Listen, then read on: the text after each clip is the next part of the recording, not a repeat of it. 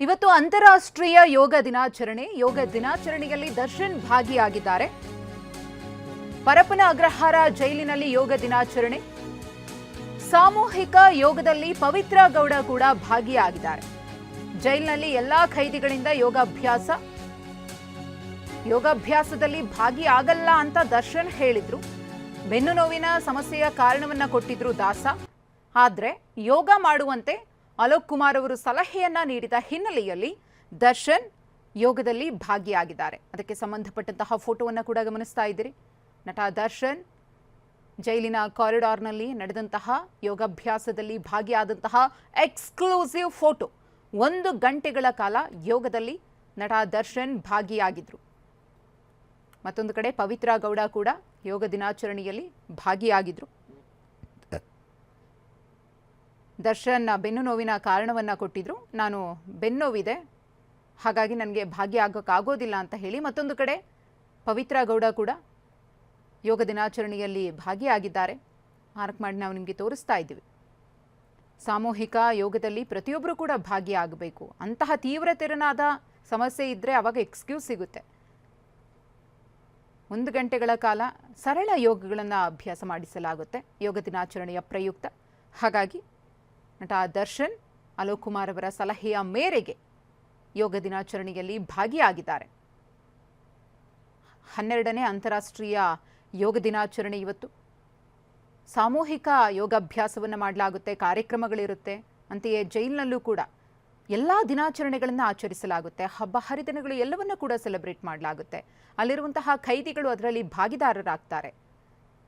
ಕುಂಟು ನೆಪಗಳನ್ನು ಹೇಳುವಂತಿಲ್ಲ. ದರ್ಶನ್ ಆ ರೀತಿ ಬೆನ್ನು ನೋವು ಅವರಿಗೆ ಸಹಜವಾಗಿ ಇದೆ, ಅದು ಗೊತ್ತಿರುವಂತಹ ಸಂಗತಿ.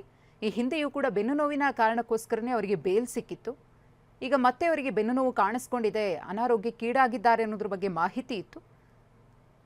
ಇಲ್ಲಿ ಕಠಿಣವಾದ ಯೋಗಾಭ್ಯಾಸವನ್ನು ಅಥವಾ ಆಸನಗಳನ್ನು ಮಾಡಿಸೋದಿಲ್ಲ.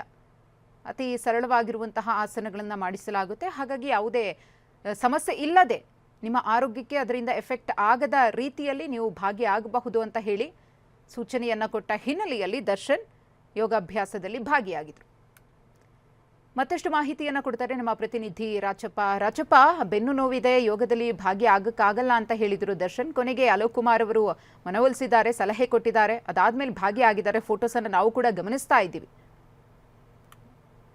ಮಧುಶ್ರೀ, ಇವತ್ತು ಅಂತಾರಾಷ್ಟ್ರೀಯ ಯೋಗ ದಿನಾಚರಣೆ ಹಿನ್ನೆಲೆಯಲ್ಲಿ ಬೆಂಗಳೂರಲ್ಲಿರುವಂತಹ ಪರಪ್ಪನ ಅಗ್ರಹಾರ ಜೈಲಿನಲ್ಲೂ ಕೂಡ ಯೋಗ ದಿನಾಚರಣೆಯನ್ನು ಆಚರಣೆ ಮಾಡಲಾಯಿತು. ಅಲ್ಲಿ ಅಂದ್ರೆ ಎಲ್ಲ ಏನು ಅಪರಾಧಿಗಳು, ಆರೋಪಿಗಳು ಏನಿದ್ರೆ ಎಲ್ಲರೂ ಕೂಡ ಸೇರ್ಕೊಂಡು ಯೋಗಾಭ್ಯಾಸವನ್ನ ಮಾಡಿರುವಂತದ್ದು. ಅಂದ್ರೆ ಮೊದಲಿಗೆ ದರ್ಶನ್ ಕೂಡ ಯೋಗದಲ್ಲಿ ಭಾಗಿಯಾಗ್ತಾರೆ ಅಂತ ಹೇಳಲಾಗ್ತಾ ಇತ್ತು. ಅದಾದ ಬಳಿಕವಾಗಿ ಆತ ಬೆನ್ನು ನೋವಿದೆ ಅನ್ನುವಂತಹ ಒಂದು ಕಾರಣವನ್ನ ಕೊಟ್ಟು ಯೋಗ ಮಾಡೋದ್ರಿಂದ ದೂರವೇ ಉಳಿದಿದ್ರು. ಅದಾದ ಬಳಿಕ ಅಲೋಕ್ ಕುಮಾರ್ ಅವರು ಅವರ ಒಂದು ಕೊಠಡಿಗೆ ತೆರಳಿ ಅವರನ್ನ ಯೋಗಾಭ್ಯಾಸ ಮಾಡುವಂತೆ ಒಂದಿಷ್ಟು ಪ್ರೇರೇಪಿಸಿದ್ರು. ಅದ್ರ ಜೊತೆಗೆ ಯೋಗಾಭ್ಯಾಸ ಮಾಡೋದ್ರಿಂದಾಗಿ ಬೆನ್ನು ನೋವು ಕಡಿಮೆ ಆಗತ್ತೆ ಅನ್ನುವಂತಹ ಒಂದು ರೀತಿಯಲ್ಲೂ ಕೂಡ ಅವ್ರಿಗೆ ಮೋಟಿವೇಟ್ ಮಾಡುವಂತ ಕೆಲಸವನ್ನ ಮಾಡಿದ್ರು. ಅದಾದ ಬಳಿಕವಾಗಿ ಒಂದು ಮ್ಯಾಟ್ ಅನ್ನು ತೆಗೆದುಕೊಂಡು ನಟ ದರ್ಶನ್ ಹಾಗೇನೆ ರೇಣುಕಾಸ್ವಾಮಿ ಕೊಲೆ ಕೇಸಿನ ಆರೋಪಿಗಳೇನಿದೆ ಅವರು ಉಳ್ಕೊಂಡಿರುವಂತಹ ಕೊಠಡಿಯ ಬ್ಯಾರಿಕೇಡ್ ಏನಿದೆ, ಆ ಕೊಠಡಿಯ ಬ್ಯಾರಕ್ ಏನಿದೆ, ಆ ಬ್ಯಾರಕ್ ಮುಂಭಾಗದಲ್ಲಿಯೇ ಯೋಗಾಭ್ಯಾಸದಲ್ಲಿ ತೊಡಕೊಂಡಿರುವಂತ ಆ ಒಂದು ಫೋಟೋ ಕೂಡ ಸದ್ಯಕ್ಕೆ ಲಭ್ಯ ಆಗಿರುವಂತದ್ದು ಮಧುಶ್ರೀ.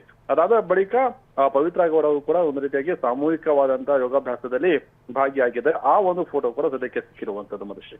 ಧನ್ಯವಾದ ರಾಚಪ್ಪ ತಮ್ಮ ಮಾಹಿತಿಗಾಗಿ.